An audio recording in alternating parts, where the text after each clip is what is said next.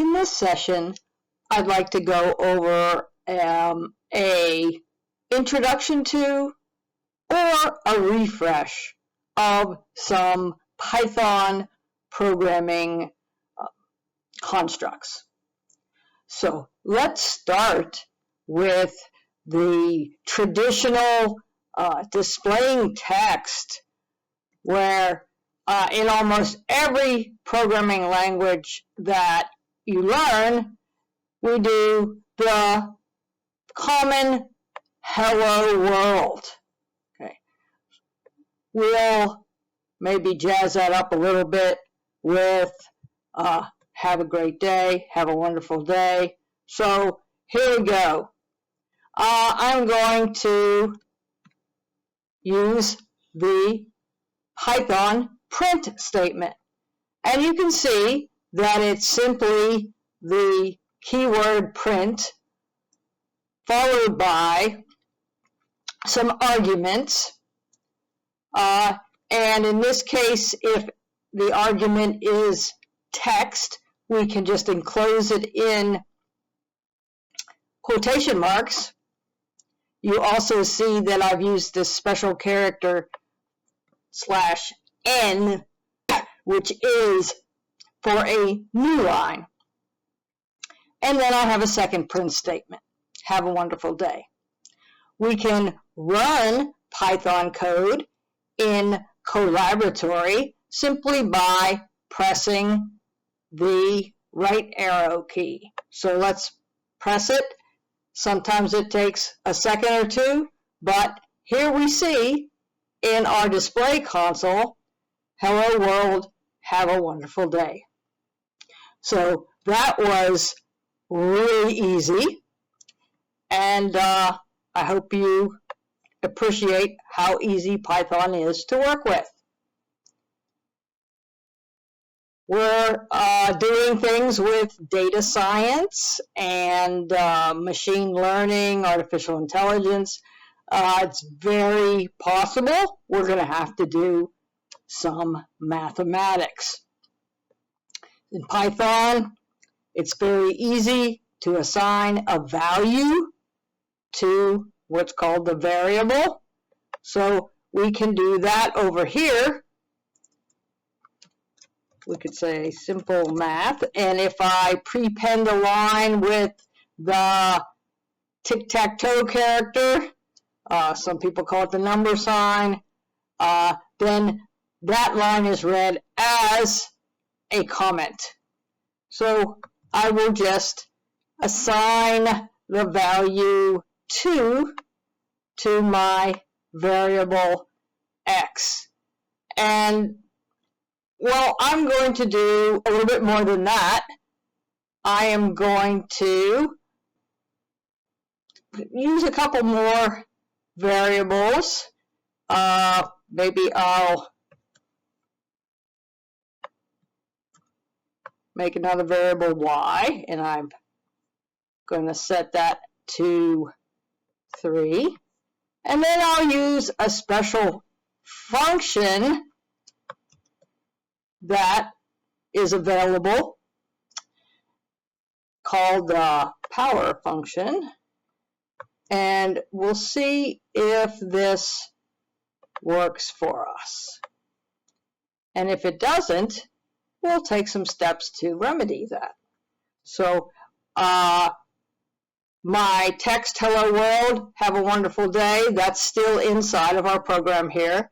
And then we're going to do a little bit of simple math. So let's take that, and we can now see, hello world, have a wonderful day.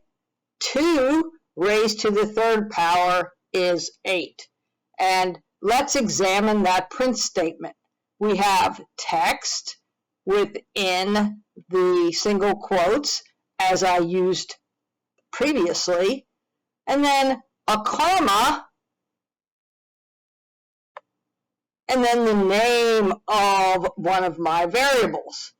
We can see that I used the function called POW, or power, to take the number 2, or I could have actually, let's do this.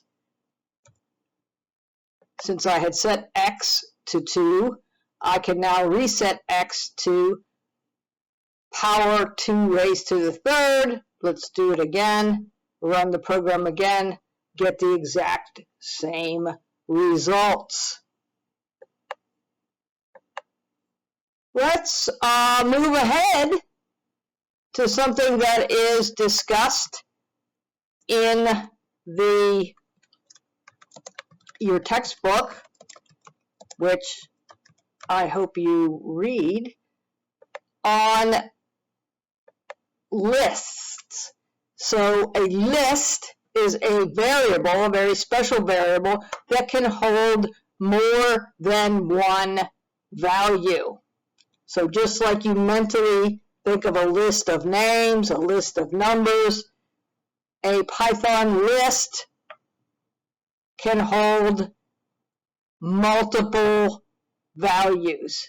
Now, a list can be in one dimension, or it can be an array, which means it's two-dimensional. So some people visualize this as a matrix, also a table. So let's consider a list, and to use a list in the list functions, we need to import what's called a library. And a library is just pre-made software that's nice and packaged up and made reusable so that we programmers don't have to reinvent the wheel over and over again. So we import NumPy, some people pronounce it numpy, and we're going to name it for convenience NP. Okay, so we're importing NumPy as NP so that now we can use these pre-made features of the library. I am going to create an array, a two-dimensional list,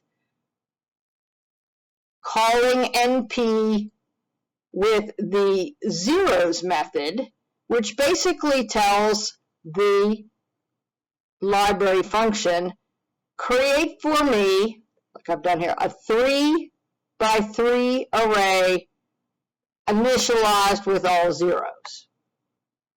And then I'm going on to say, set these initialized values to that array. So row 1, row 2, and row 3. And this is the example that's in your AI Crash Course book. So you'll be able to read more about it there.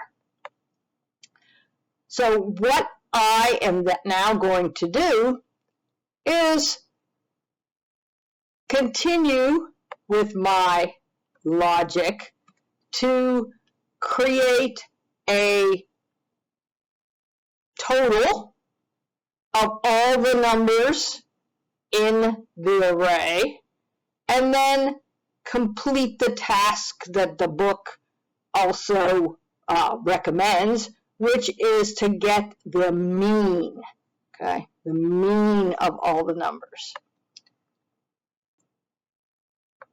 So how am I doing that? I first set a variable, and I can use whatever name I want. I decided to call it running underbar total. I set that to 0. Then I'm using a special construct in Python, a for loop, and you can see I've used a nested for loop. So those of you who have taken Introduction to Programming and Logic will recognize the for loop in Python. If you haven't done anything in Python, you'll probably have to do a little bit of studying on your own I've included a Python cheat sheet in your Moodle course. Plus there is just lots and lots of Python training materials on the web. But I'm doing a for loop, and you can see for row in L4, so that tells the for loop, create a variable or use a variable named row, and for every single element in L4, which the elements here are lists themselves, see? So for each iteration through, I'm getting a row, another row, another row. So for each row in L4, now I'm going to iterate through the elements in that list and create a running total by just taking the initialized 0 and then adding the value of the element every single time through that loop. Some of the important things to notice are a for loop ends in a colon. You don't put the colon there. Python doesn't like that. You'll get complaints. Also, there's indentation. So you can see that after this first for, we indent to create the second for loop, and then there's indentation for every iteration beyond that. Now, back aligned with the edge of the column, I'm out of the for loop. Python is very position sensitive. So rather than some other programming languages that use brackets or some special keyword to delineate the beginning and end of a loop, Python works based on indentation.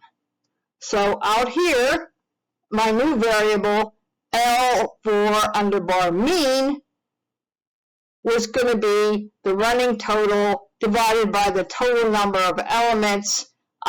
In this case, I hard-coded it as 9. And so we'll find out what the mean is when we run the code. So here we run the code, and if we scroll down, we will see the mean is 1.6666666 forever. Of course, it rounded it to the 7 at the end rather than going on forever and ever and ever. Those are just some of the things that you can do with Python. It is extremely powerful. It is a language that has become quite prevalent across many different disciplines, and part of the reason it has become really popular is these large collection of libraries. I'm going to do one last exercise here, and it is checking for divisibility. So we're going to learn a couple new features. One of those is a function called modulo, which is denoted by this little percent character. And we're also going to use if-else logic. Okay. So I'm going to set a variable to 3. I set another variable y to a number. We'll change it a couple times and run it a couple times and see the differences. And we're going to say that this final variable a is going to be y modulo x. So what is a modulo? The modulo is basically the remainder or the leftover when variable A is divided by variable B. So in this particular case, 71 divided by 3, is there a remainder? If there is a remainder, it's not evenly divisible. If there is no remainder, it is evenly divisible. So let's go for it. And we can see that 71 is not divisible evenly by 3. Well, let's choose a number that we know is, and 21 should do the trick, right? So let's run again, and we'll see that 21 is divisible evenly by 3.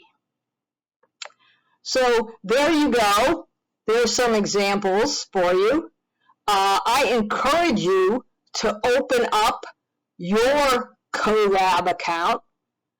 We discussed it in the very first module that we entered into, and just, go wild. Try and experiment. Do many, many things.